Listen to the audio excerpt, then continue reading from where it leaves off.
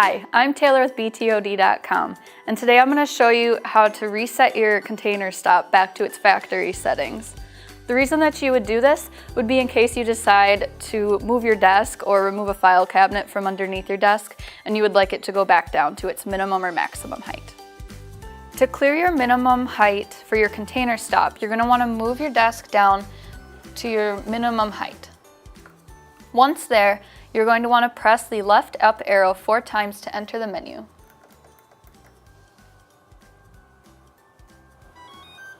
After you hear the menu sound, you're going to want to press the right down arrow twice.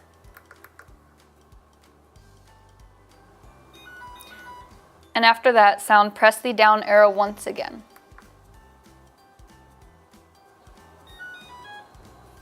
Your minimum desk height is now cleared, and you should be able to move your desk now back down to its factory low height. To clear your maximum desk height settings, move your desk up until it stops. Once it stops, press the left up arrow 4 times fast.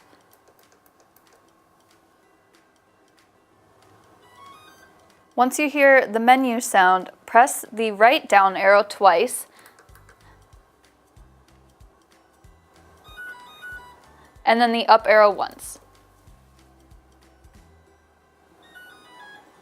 This will have cleared your desk height settings, and you should now be able to move your desk past your pre-programmed max height settings.